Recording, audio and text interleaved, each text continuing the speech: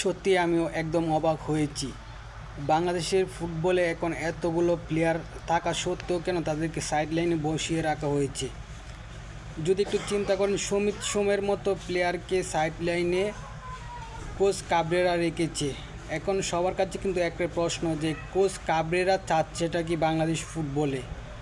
তার এতগুলো অপশন রেখে মনে হচ্ছে যে সে এই অপশনগুলো কাজে লাগাবে না। একদম 50-60 মিনিট পর যখন আপনার দলের তারকা প্লেয়ারদেরকে নামাবেন, তার আগে যখন ম্যাচটা হাতছাড়া হয়ে যাবে, ওই সময় ওই প্লেয়ারদেরকে আর কিছু করার থাকে কি না। তারপরে কিন্তু বাংলাদেশের এই প্লেয়াররা যথেষ্ট পরিমাণে খেলে কিন্তু কামব্যাক করেছে 3টা গোল। যেখানে প্রথম একটা দিয়ে লিড নিয়েছিল, তারপর 3টা গোল টপাটপ খেয়ে কিন্তু তারা একদম ব্যাক ফুটে গিয়েছিল। সেই জায়গা থেকে কিন্তু অনেকটা পরিশ্রম করে কষ্ট করে কিন্তু পুরোপুরিভাবে ফিরতে পেরেছিল, কিন্তু শেষ রক্ষাটা আর বাংলাদেশের হলো না।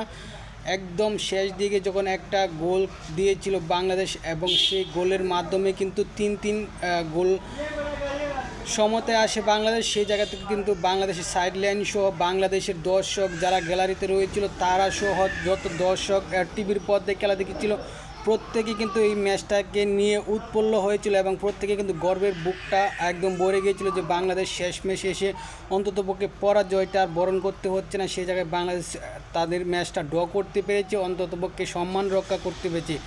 কিন্তু গোল দেওয়ার সাথে সাথে পাল্টা এটাকে কিন্তু বাংলাদেশ নিমিষে আরও একটা গোল কনসিড করে ফেলে। সেই জায়গায় কিন্তু ম্যাচটা হারতে বাধ্য হয় বাংলাদেশ। সেই জায়গায় কাবরেরার যে ধরনের ভূমিকা বর্তমানে কিন্তু এটা নিয়ে গণমাধ্যম সোশ্যাল মিডিয়াতে একদম প্রশ্নবিদ্ধ হয়ে গেছে। তিনি যে তার মতো কোচকে আর দলে রাখাটা কি আদৌ ভালো হবে কি না, সেটাই কিন্তু এখন সবচেয়ে বড় প্রশ্নের বিষয়।